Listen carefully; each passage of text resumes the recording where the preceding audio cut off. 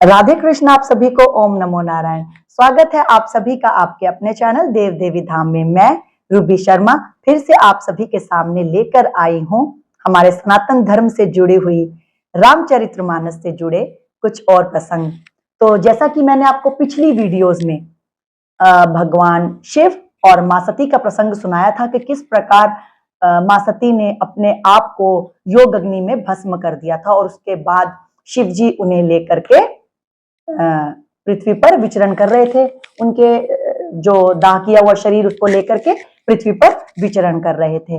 अब जब वो विचरण कर रहे थे, जैसा मैंने आपको बताया था कि विष्णु जी ने फिर अपने सुदर्शन चक्र से मां सती के शरीर के टुकड़े कर दिए थे ताकि शिव जी सही मनोस्थिति में आ सके, क्योंकि वो तांडव कर रहे थे और जिसकी वजह से पृथ्वी पर प्रलय मच रहा था। तो अब जैसे ही वो सती जी के टुकड़े करते हैं तो वो सभी शक्तिपीठ के रूप में हमारी पृथ्वी पर स्थापित हो जाते हैं। तो उसके बाद क्या होता है कि फिर शिव जी की मनोस्थिति कुछ ठीक होती है तो वो फिर धरती पर इधर उधर विचरने लगते हैं और जहां तहां राम कथा सुनते हैं, राम जी का गुणगान करते हैं, उनके नाम के उपदेश दे रहे होते हैं ऋषि मुनियों को, और ऋषि मुनियों से ही राम की कथा सुन रहे होते हैं और इसी ध्यान में मग्न होते हैं और समाधि में बैठ जाते हैं, अपना ध्यान लगाते रहते हैं श्री राम जी का आंख बंद करके। अब इसी दौरान क्या होता है कि तारकासुर का जन्म होता है। अब तारकासुर नामक असुर का जब जन्म होता है तो उसको ये वरदान प्राप्त होता है कि उसका जो वध है वो शिव जी का पुत्र ही कर सकता है, यानी कि शिव जी और उनकी पत्नी द्वारा जो उत्पन्न पुत्र होगा वही उसका वध कर पाएगा। अब इधर तो मां सती जी का दाह हो गया और उधर तारकासुर का जन्म। अब इसी दौरान मां सती जैसे कि वर मांगा था उन्होंने विष्णु जी से कि मुझे हर जन्म में अनुराग मिले शिव के चरणों में, मैं इन्हीं की अर्धांगिनी, इनकी की पत्नी बनकर रहूं, इनके चरणों में ही मेरी प्रीति हो। तो अब मां सती का जन्म होता है हिमालय पर्वत के राजा राजा हिमवान के घर और उनकी माता का नाम होता है मैनावती। तो अब मां पार्वती जी ने जन्म ले लिया है राजा हिमवान के घर और जैसे ही उनका जन्म होता है चारों दिशाओं में फल फूल पक्षी भौरे जीव जंतु सभी प्रसन्न, हर जगह खुशहाली, ऋतुएं आ जाती हैं, फलों के पेड़ फलों से लद जाते हैं और अच्छी सुगंध बहने लगती है चारों दिशाओं से और हर जगह मंगल गीत हो रहे होते हैं, है ना, सुहावनी पवन बह रही होती है और हर जगह ना मंगल ही मंगल दिखता है क्योंकि मां पार्वती का जन्म हो चुका होता है। अब जैसे ही मां पार्वती का जन्म होता है हिमवान जी के घर, तो अब नारद जी को तो ये बात पता है कि हिमवान जी के घर में मां पार्वती का जन्म होना है, लेकिन राजा हिमवान को और उनकी पत्नी को ये नहीं पता कि भाई जिस पुत्री का जन्म हमारे घर में हुआ है वो मां सती का ही रूप है, मां सती ने ही जन्म लिया है पार्वती के रूप में। अब जो नारद जी हैं वो कौतूहलवश उत्सुकतावश देखने के लिए जाते हैं कन्या को, मां पार्वती को, और जैसे ही हिमवान के घर पहुंचते हैं और कन्या को देखते हैं तो देख करके बड़े ही प्रसन्न होते हैं।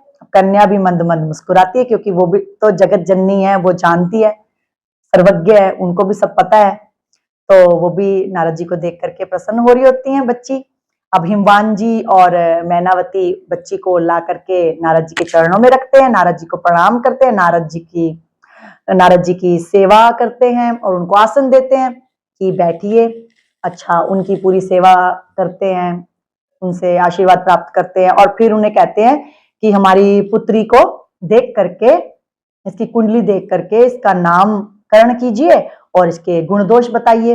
अब कहते हैं तुम्हारी पुत्री तो अत्यंत गुणी है, इतनी सौभाग्यशाली पुत्री है कि ये जहां भी जाएगी वहीं सौभाग्य होगा, इसको इसको जो ये हमेशा सौभाग्यवती होगी, बहुत अच्छा इसको वर मिलेगा, सदा सुहागन रहेगी ये, और ये पतिव्रता धर्म की श्रेष्ठ मूर्ति होगी।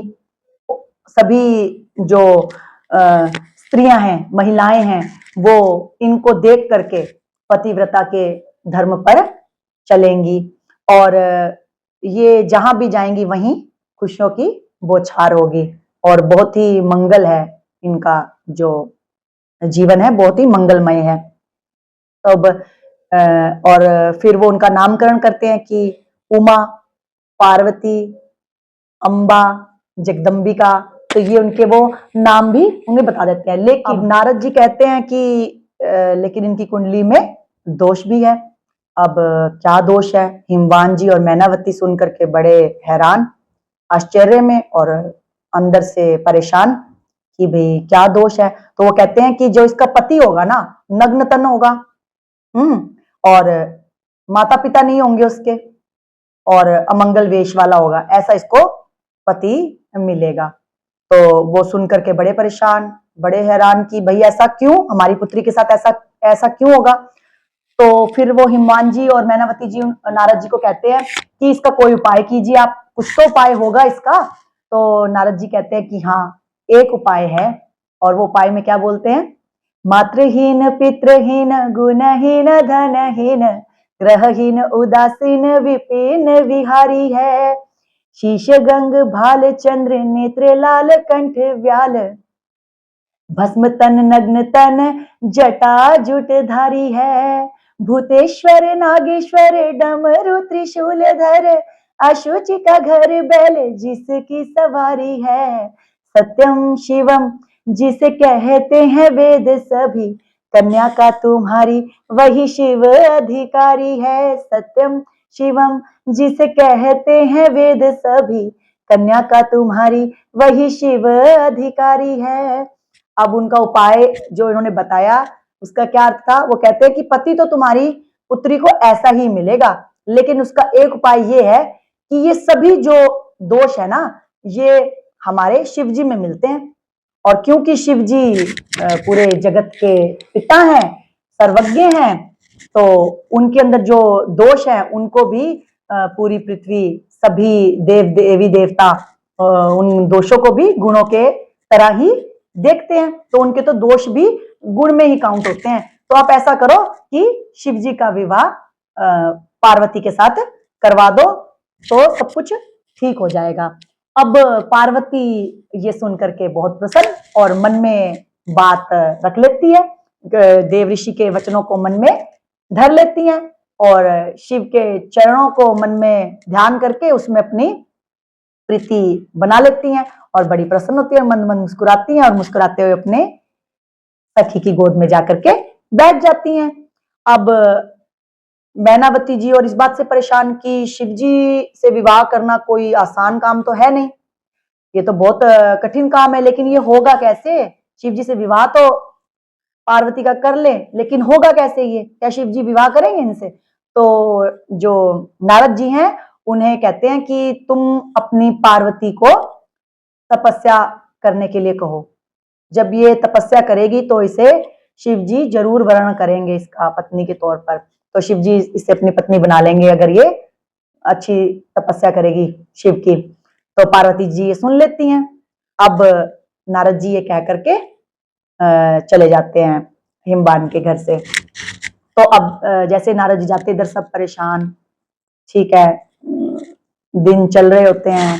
तो एक दिन क्या होता है कि अब वो अपनी पुत्री को समझाते हैं, देखते हैं, अब उसको लेकर के बैठे होते देखते हैं।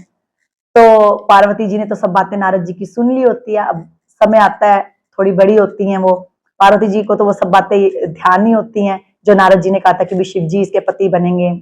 तो अब वो अपने माता पिता को एक दिन क्या करती है कि एक स्वप्न बताती है कि मुझे ऐसे ऐसे स्वप्न आया था और स्वप्न में एक गौर वर्ण का ब्राह्मण मेरे सपने में आया और उसने मुझे कहा कि तुम जाकर के कठोर तपस्या करो तो तुम्हें शिव मिलेंगे।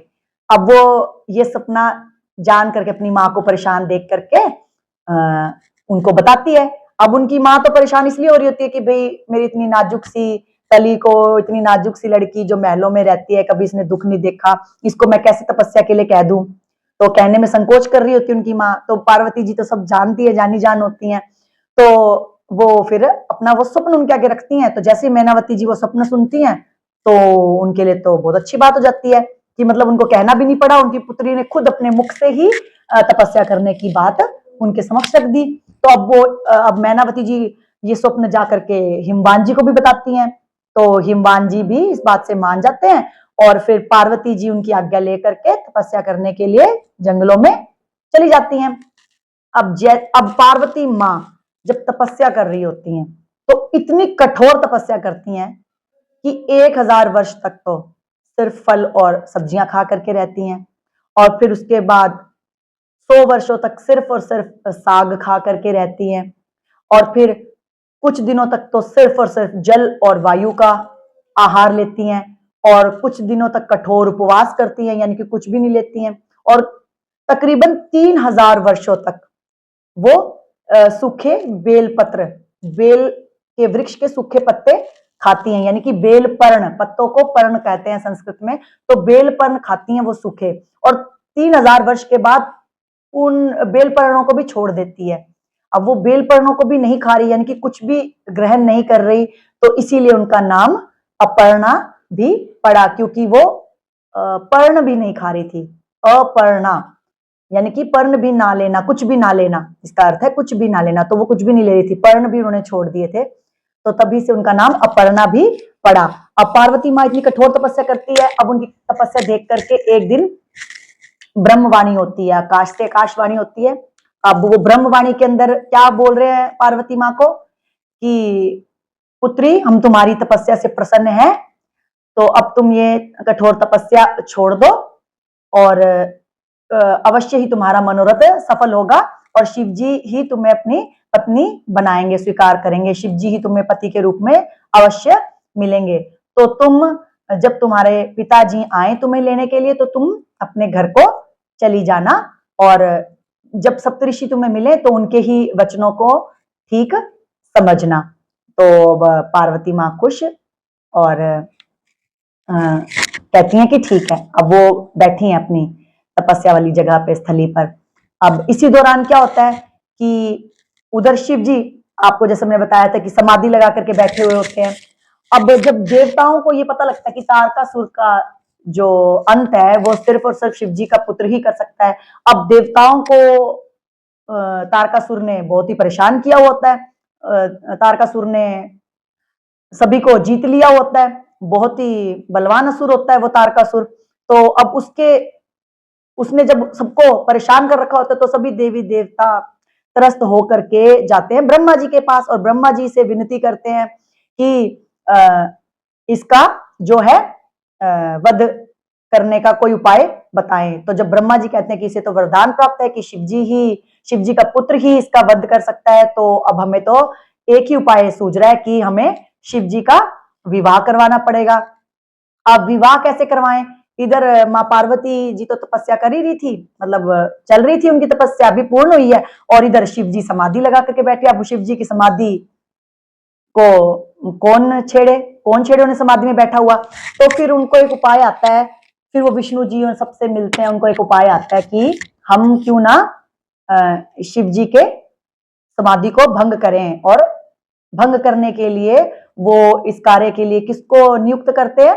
कामदेव जी को। अब वो कामदेव जी को बुलावा भेजते हैं, कामदेव जी आते हैं, और कामदेव जी कहते हैं कि काम तो आप मुझे बहुत बड़ा सौंप रहे हो, कि मतलब ये बड़ा खतरनाक काम है और मेरी मृत्यु निश्चित है अगर मैं इस कार्य को करूंगा, लेकिन आप देवताओं का इससे उद्धार होगा तो मैं अवश्य ही करूंगा, क्योंकि वो कहते हैं कि भाई वेदों में लिखा हुआ है कि आप जब दूसरों के लिए कुछ अच्छा करते हैं, कार्य करते हैं, तो वो सर्वश्रेष्ठ कार्य होता है, सर्वश्रेष्ठ धर्म है ना। तो धर्म के नाम पर जो है कामदेव जी मान जाते हैं कि शिव जी की समाधि को मैं भंग करने की प्रयास करता हूं। अब जैसे ही कामदेव जी चले अपनी सेना वसंत ऋतु को साथ में लेकर के, तो जैसे ही वो चलते हैं, अब 10 दिशाओं में सुगंधित हवाएं, हर जगह काम का आवेश, सभी ऋषि मुनि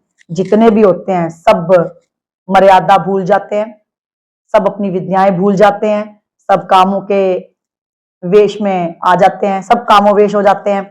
मतलब हर जगह काम ही काम फैल जाता है, सभी जीव जंतु पशु पक्षी पेड़ पौधे सब काम के वश में हो जाते हैं, क्योंकि कामदेव वहां से चल रहे हैं। अब जब कामदेव जहां से भी गुजरते हैं ना, वहीं पे काम का वेश कामोवेश शुरू हो जाता है। अब तो 2 घड़ी तक ऐसा चलता रहता है। अब कामदेव जी पहुंचते हैं महादेव के पास, शिव जी के पास, जहां शिव जी समाधि लगा करके बैठे हैं। अब उनको देखते हैं, तो जब वो देखते हैं कि भी मेरा आने का, मेरे होने का इन पर तो कोई असर ही नहीं है, और जैसे ही वो उनके पास होते हैं तो वो सारा उनका असर खत्म हो जाता है। आसपास में जो भी वातावरण में उनका असर होता है उनके काम का, तो वो सब समाप्त हो जाता है, क्योंकि शिव जी के जो बल है, शिव जी का जो तप का बल है, उसमें इतनी है शक्ति कि उनके आसपास काम का कुछ लेना देना है ही नहीं। तो काम का सभी जो असर होता है, जो भी उसका, वो सब खत्म हो जाता है शिव जी के समक्ष जब वो आते हैं। अब वो देख रहे हैं कि भाई मेरा तो असर खत्म हो गया, तो ना ये देख करके उनको डर भी बहुत लगता है शिव जी से, भय भी महसूस कर रहे होते हैं कि अंदर कि आज तो मेरी मृत्यु पक्का है भाई, अगर मैंने इनको छेड़ा। लेकिन साथ ही वो कहते कि नहीं, अब मुझे देवताओं के भले के लिए तो करना ही पड़ेगा। तो वो अंदर ना अपने क्रोध भी उनको आ रहा होता है, तो वो क्रोध में क्या करते हैं कि पेड़ के ऊपर, आम के पेड़ के ऊपर चढ़ जाते हैं। अब जैसे ही वो आम के पेड़ के ऊपर चढ़ते हैं तो छुप करके वो 5 अपने बाण है वो चढ़ाते हैं अपने धनुष पर, और 5 पुष्पवान अपने धनुष पर चढ़ा करके खूब जोर से प्रत्यंचा को खींचते हैं, और खींच करके बड़े जोर से वो लक्ष्य की ओर अपने बाणों को छोड़ देते हैं। अब वो बाण सीधे जा करके शिव जी के हृदय में लगते हैं और उनकी समाधि भंग हो जाती है। अब जैसे समाधि भंग होती है और शिव जी इधर उधर देखते हैं तो उनको कोई नहीं दिखता। अब एकदम से जैसे वो देखते हैं कि आम के पेड़ पर उनकी नजर जाती है, क्योंकि कुछ वो हिल रहा होता है, पत्ते थोड़े हिल रहे होते हैं, तो उनकी नजर एकदम से जाती है आम के वृक्ष पर। तो जब आम के वृक्ष पर देखते हैं तो कामदेव वहां छुपा बैठा होता है, तो शिव जी की नजर कामदेव पर चली जाती है, और क्रोध के मारे शिव जी अपना तीसरा नेत्र खोलते हैं और कामदेव को वहीं भस्म कर देते हैं, और कामदेव भस्म के रूप में पृथ्वी पर आकर गिर जाता है। अब जैसे ही ये बात पता लगती है सभी को कि कामदेव मारा गया, तो सब बड़े परेशान होते हैं, हाहाकार मच जाता है। और उनकी पत्नी रति दौड़ी दौड़ी आती हैं, शिव जी के पास आती हैं, बड़े हाथ जोड़कर रो रो कर उनसे विनती कर रही होती हैं कि ये आपने क्यों किया, मेरे पति को जीवित कर दो। तो शिव जी अबला स्त्री समझ करके उस पर थोड़ा दया करते हैं, दया भाव करते हैं, और कहते हैं कि अब तेरा पति वापस से जीवित तो हो नहीं सकता, लेकिन ये आज से अनंग रहेगा, यानी कि शरीर रूप में नहीं रहेगा, ये अनंग ही सबको व्यापेगा। मतलब ये जीवित तो है लेकिन एक शरीर के रूप में नहीं, अनंग रहेगा, कोई अंग नहीं होगा इसका, लेकिन फिर भी ये सबको व्यापेगा। तो और एक बात और वो कहते हैं वरदान में कि हाँ, तुझे ये जरूर मिलेगा, लेकिन कब मिलेगा, जब द्वापर युग में श्री हरि अवतार लेंगे श्री कृष्ण के रूप में, तब उनके पुत्र के रूप में प्रद्युम्न के रूप में ये जन्म लेगा, और तब तू इसकी अर्धांगिनी पत्नी बनना। तो ये तब तुझे मतलब कि वापस से मिलेगा शरीर रूप में। तब रति जी फिर वहां से अब चली जाती है। समाधि हो गई भंग। अब जैसे ही समाधि उनकी भंग होती है तो श्री राम जी को तो वो याद करते ही होते, तो श्री राम जी उनके पास में आ जाते हैं शिव जी के पास। अब शिव जी के पास आते हैं कि भाई उन्होंने ऐसे कामदेव को कर दिया, तो उनके पास आते हैं और देखते हैं कि इनकी समाधि भंग होगी। तो उनको सभी देवी देवता उनकी विनती करते हैं, सभी उनके पास आ जाते हैं, सब अपने अपने प्रकार से उनकी स्तुति करते हैं, उनसे विनती करते हैं, उनको प्रसन्न करते हैं। और जो राम जी हैं वो उनको बताते हैं सारा वृतांत पार्वती के बारे में, और ये कहते हैं कि यदि तू मेरा सच्चा भक्त है तो तू अवश्य शादी करेगा, किससे, पार्वती से विवाह अवश्य करेगा, और तेरा विवाह करना बहुत ही जरूरी है, मतलब कि महत्वपूर्ण है हम सभी के लिए, देवी देवताओं के लिए। तो शिव जी कहते हैं कि वैसे तो ये अनुचित है, क्योंकि मैंने तो अब मतलब कि वैराग्य धारण कर लिया कि मैं किसी से विवाह नहीं करूंगा, मैं तो इन चीजों से विरक्त हो चुका हूं। लेकिन फिर भी वो तो अब राम को स्वामी मानते हैं, तो राम जी ने कहा है, मेरे स्वामी ने कहा है, तो इसलिए वो कहते हैं कि भी आपकी आज्ञा सर आंखों पर। तो मेरे स्वामी ने जो मुझे कहा है तो मैं जरूर ही इस बात पर विचार अवश्य करूंगा। तो अब राम जी उनको ये कह करके कि तेरे जैसा भक्त मैंने नहीं देखा अपना, तू मेरा सर्वश्रेष्ठ भक्त है और तुझसे प्यारा मुझे कोई नहीं है और तेरी भक्ति को मैं नमन करता हूं। तो अब तूने क्या करना है कि जब भी तुझे सप्तऋषि मिले तो तूने सप्तऋषियों को पार्वती के पास भेजना है, ताकि वो पार्वती के पास भेजना है ताकि वो उसको उसके घर लिवा ले चले। अब वो बता देते कि सप्तऋषियों से आपने मिलना है, शिव जी को बता देते कि सप्तऋषियों से आपने मिलना है और सप्तऋषियों को पार्वती जी को घर ले जाने का कार्य आपने सौंपना है।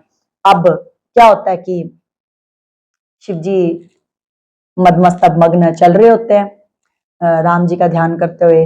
अब सभी देवी देवता वहां से चले गए हैं, शिव जी को मना करके विवाह के लिए शिव जी ने हामी भर दी है।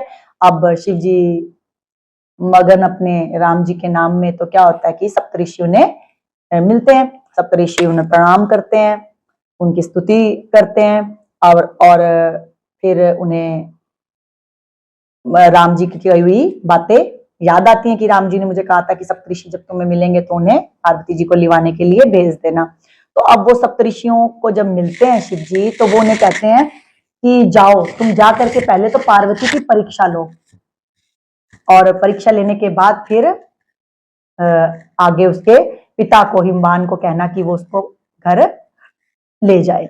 अब सप्तऋषियों को जैसे ही ये आदेश देते हैं शिव जी की आप जाओ और उनकी परीक्षा लो, तो वो जाते हैं माँ पार्वती के पास। अब पार्वती के पास जैसे ही सप्तऋषि जाते हैं तो सप्तऋषि पार्वती जी को कहते हैं, अरे किसके लिए तू इतनी कठोर तपस्या कर रही है और किसके कहने पर? तो पार्वती जी उनको सारा वृतांत बताती हैं कि नारद जी ने ऐसे ऐसे मुझे कहा था और नारद जी की बातों को मैंने हृदय में धारण कर रखा है, मैं उनके वचनों को सत्य मानती हूँ, मैं शिव जी को ही अपना पति बनाऊंगी। तो वो कहते हैं, सप्तऋषि कहते हैं कि अरे तू मूर्ख है क्या, नारद की बातों से भी भला किसी का घर बसा है कभी? नारद की बातों से किसी का घर नहीं बसता, इसीलिए तो उसकी खुद का विवाह नहीं हुआ, इसीलिए तो हिरण्यकशिपु के साथ भी ऐसा हुआ। और नारद किसी का घर नहीं बसने दे सकता। दक्ष प्रजापति के सारे पुत्रों को इसने भेज दिया था, हैं ऋषि बना दिया, वो कभी घर में मुड़कर वापस ही नहीं आए।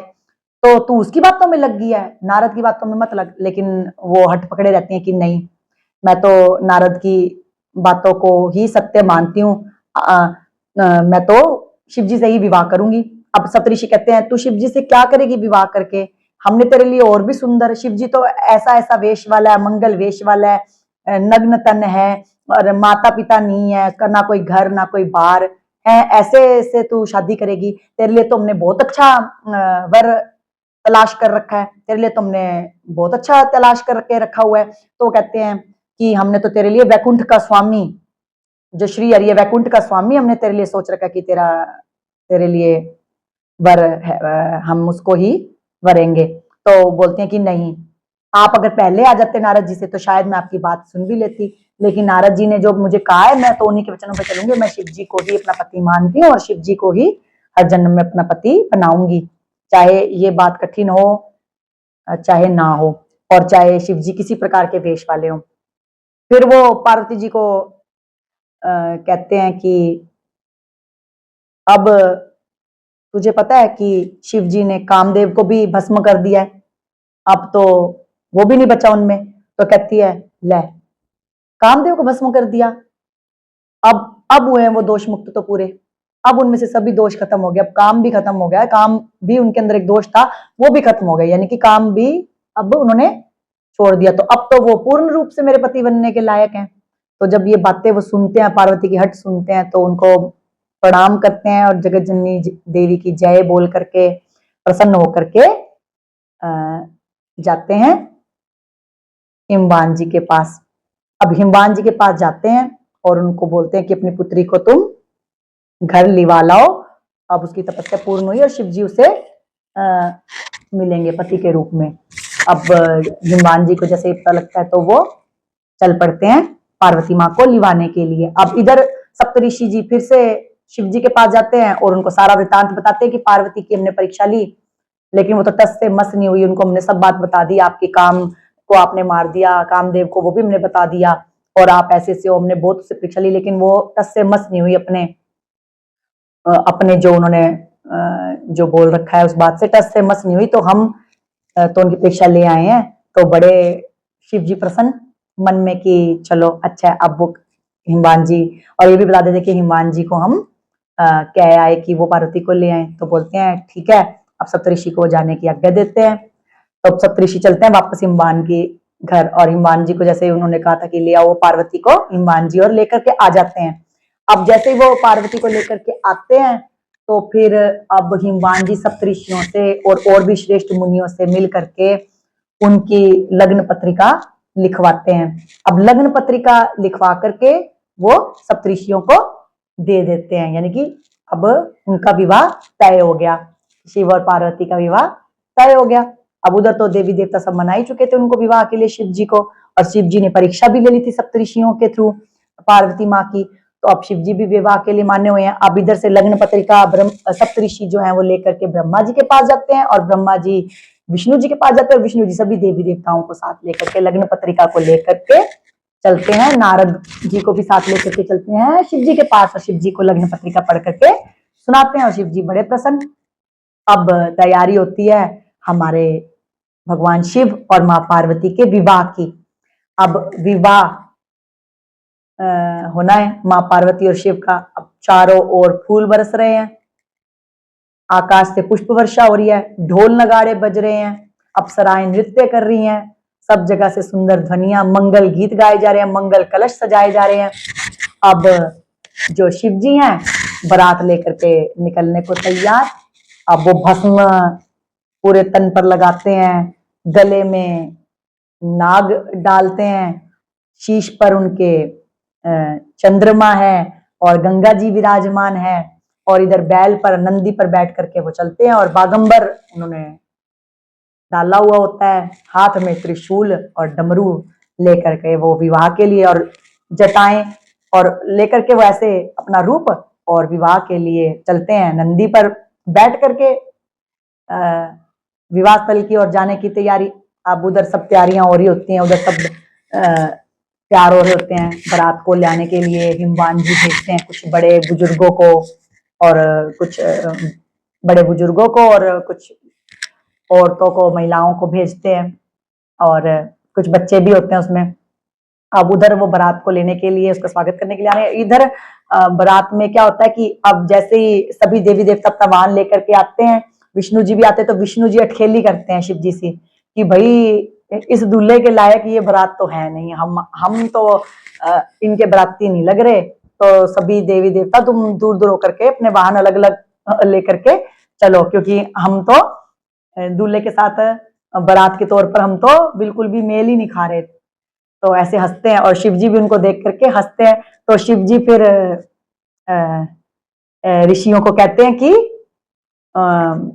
सभी मेरे गणों को बुलाया जाए, वो चलेंगे मेरी बारात में। तो अब सब गण लोग आ जाते हैं, भूत पिशाच योगनिया सब आ जाते हैं। किसी का मुंह नहीं है, किसी का हाथ नहीं है, किसी का एक पैर नहीं है, किसी की आंख नहीं है, किसी का धड़ धड़ है, और किसी का सिर्फ सिर है, और सब ये मंगल वेश वाले, कुछ बड़े सुंदर, कुछ बड़े डरावने हैं, खून से लिपटे हुए। किसी ने भस्म लगा रखी है, किसी ने जटाएं खुली कर रखी है, किसी ने कपालों की माला पहन रखी है। मतलब कि सब ये मंगल वेश वाले, कुछ एक मंगल वेश में, लेकिन उनकी फिर शक्लें अजीब अजीब। तो सभी डरावने, और शिव जी के साथ चल पड़ते हैं, नाचते गाते झूमते उनकी बारात लेकर के। अब चले हैं वो हिमवान के घर की ओर। अब जैसे ही वो हिमवान के घर की ओर पहुंचते हैं, तो पहले सभी देवी देवता जब वो उनको दिखते हैं जो बारात लिवाने के लिए आते हैं आगे, तो वो बड़े प्रसन्न होते हैं विष्णु जी को देख करके भी। आहा, विष्णु जी ने दर्शन दिए हमारी पुत्री की शादी में, तो बड़े प्रसन्न, सबको देख कर सबका आव भगत करते हैं, सबको यथोचित आसन देते हैं, सबको उनके उनके जो रहने की जगहें स्थान है वहां पर ठहरा देते हैं। अब वो बारात को लेने जैसे जाते हैं, और जैसे बारात को देखते हैं तो आधी स्त्रियां तो डर करके वहीं से भाग जाती हैं कि हाय ये कैसा दूल्हा, इतना मंगल वेश वाला, इतना डरावना, ये हमारी पार्वती का वर कैसे हो सकता है। आदि तो डर के भाग जाती हैं और कुछ एक छोटे छोटे लड़के होते हैं, अब वो भी डर करके भाग जाते हैं और जगह जगह सारे गांव में सब जगह जा करके ढिंढोरा पीट देते हैं कि भाई ऐसा वर है इतना डरावना। तो फिर सारी माताएं उनको चुप कराती हैं कि उनकी माताएं उनको ऐसे बोलती हैं कि अरे ऐसे नहीं बोलते, वो शिव जी हैं, उनका ऐसा ही मतलब कि वेश है, उनका ऐसा ही रूप है, तो वो मंगल नहीं है, डरावना नहीं है, डरावना मत कहो, वो हमारे शिव जी हैं। तो ऐसा बोल के समझाती हैं, लेकिन फिर भी बच्चे तो डरते हैं। अब कुछ बड़े बुजुर्ग जो हैं थोड़ा ढांढस बांध के वहां खड़े रहते हैं और बारात को लिवा चलते हैं। अब जैसे ही बारात को लिवा चलते हैं, उधर वो बच्चे लोग सारी खबर पहुंचा देते हैं महलों में भी। अब वो खबर पहुंचती है मैनावती जी के पास भी। अब मैनावती जी जैसे ही शिव जी को देखती हैं ऐसे रूप में, तो वहीं आरती का थाली लेकर के खड़ी होती हैं, वहीं बेहोश होकर के गिर जाती हैं कि भाई ऐसा वर मेरी बेटी के लिए, इतनी सुंदर बेटी के लिए। अब वो गिर जाती, जैसे उनको डरा हुआ देख करके शिव जी वापस अपने स्थान पर चले जाते हैं, जहां उनको ठहराया गया होता है, मतलब जो उनकी ठहरने की व्यवस्था होती है जहां पर, वहां शिव जी अपनी बारात को लेकर के चले जाते हैं कि भाई मेरी होने वाली सास तो डर करके बेहोश हो गई है। अब जैसे ही वो बेहोश होती हैं, अंदर जा करके वो इतना रोती हैं और इतना रोती हैं कि मेरी पुत्री को ही ऐसा वर मिलना था, मैं इसके साथ शादी नहीं करवाऊंगी, चाहे मुझे पहाड़ से कूद करके मरना ही क्यों ना पड़ जाए, मेरी पुत्री चाहे पूरे जीवन कुंवारी क्यों ना रह जाए, लेकिन मैं ऐसे वर के साथ शादी नहीं करवाऊंगी। ये नारद नारद को भी हमारा ही घर मिला था बर्बाद करने के लिए, इसने क्या उपाय दे दिया, मैं ऐसे वेश वाले से मेरी बेटी की शादी करूंगी, मैं तो नहीं करूंगी। तो वो बहुत विलाप कर रही होती है, बहुत रो रही होती हैं, सब पार्वती की सखियां उनको मना रही होती हैं। पार्वती जी भी उनको खूब मनाती है कि माँ ऐसे विलाप मत करो, क्यों नारद को दोष दे रही हो, क्यों मेरे भाग्य को दोष दे रही हो, अब जो मेरे भाग्य में लिखा है वो तो मुझे सहना पड़ेगा ही, है ना, जो दुख लिखा है मुझे वो तो, मेरी शादी जिससे होगी तो मुझे वो दुख तो सहने पड़ेंगे ही, तो तुम क्यों परेशान होती हो। माँ वो बड़े मीठे से बोल करके अपनी माँ को समझाती है, लेकिन वो नहीं समझती, फिर भी रो रही होती है। अब ये बात चलती है पता हिमवान जी को। अब हिमवान जी नारद जी को लेकर के पहुंचते हैं मैना जी के पास। अब मैना जी के पास पहुंचते हैं तो अब नारद जी देखते हैं कि भाई ये क्या, तो फिर नारद जी उनको सारा वृतांत सुनाते हैं, सारा प्रसंग सुनाते हैं माँ सती का, कि किस प्रकार से माँ सती का जन्म आपके घर में पुत्री के रूप में हुआ है, पार्वती के रूप में। तब कहीं जा करके हिमवान को और मैनावती को कुछ ढांढस होता है कि, तब फिर मैनावती को ध्यावस होती है कि मैं अब, हाँ, कि ये शिव है और ये जगदम्बा है, अम्बा है, और यही माँ सती है जो मेरे घर में पैदा हुई है, और मैं धन्य हो गई कि ये मेरी पुत्री रूप में मेरे घर पैदा हुई है। तो अब ये इसी की शिव जी की ही अर्धांगिनी है, तो मुझे इन्हीं के साथ इसको भेजना पड़ेगा। तो वो बड़ा मन पक्का कर करके वो जाती हैं, फिर आरती कर करके शिव जी को लेकर के आती हैं। अब लेकर के आती हैं और विवाह संपन्न होता है, सब रीति रिवाज निभाए जाते हैं, वेद मंत्र उच्चारण होता है, सब कुछ होता है। और उनकी जो है, जो विवाह का जो स्थल है, जो उनकी वेदी होती है विवाह की, जो पंडाल है विवाह का, मंडप जो है विवाह का, इतना सुंदर, इतना रमणीय होता है कि उसका जो है वर्णन सरस्वती और करोड़ों शेषनाग के मुख भी नहीं कर सकते, इतना सुंदर मंडप उनके विवाह के लिए सजाया गया होता है। अब पार्वती जी तो शिव जी को देखकर बहुत प्रसन्न, और कि भाई मेरे पति बनने वाले हैं, ऐसा कुछ आती हुई सभी रीति रिवाज पूरे करती हैं, और मुख उठा करके भी नहीं देख सकती हैं शिव जी को, क्योंकि मन में तो संकोच डर भी है, बस उनके चरणों की ओर देख करके ही मन प्रसन्न कर लेती हैं। और विवाह इसी प्रकार से फिर विवाह संपन्न हो जाता है। तो अब विवाह हो गया माँ पार्वती और शिव जी का, बड़ी खुशी खुशी सब देवी देवता खूब खुशियां मनाते हैं, खूब नृत्य गान होता है, खूब भोजन अच्छे अच्छे परोसे जाते हैं उन्हें, खूब अच्छे से सब सामान दे करके विदाई की जाती है माँ पार्वती की। और इसीलिए कहा जाता है कि शिव जी की लिए जिसके मन में प्रेम नहीं होगा ना, तो राम के लिए भी उस भक्ति नहीं हो सकती उसके मन में। क्योंकि राम भक्ति को पाने के लिए आपको शिव से प्रेम करना ही पड़ेगा, क्योंकि ये राम जी खुद कहते हैं कि जो भी मेरे तक आएगा वो शिव से होकर के ही आएगा। तो जिसका शिव में अनुराग नहीं है, जिसकी शिव में प्रीति नहीं है, वो मेरा भक्त नहीं हो सकता। शिव में प्रीति होना, शिव में प्रेम होना, शिव से प्रेम होना मेरे भक्त का लक्षण है, यानी कि एक राम भक्त का लक्षण है कि शिव से प्रीति प्रेम होना एक राम भक्त का लक्षण है। अब ऐसे ही श्री हरि जी उनकी भक्ति को देख करके बड़े प्रसन्न और विवाह देख करके बड़े प्रसन्न, उनको हाथ जोड़ करके प्रणाम करते हैं कि आपकी भक्ति से मैं धन्य हो गया।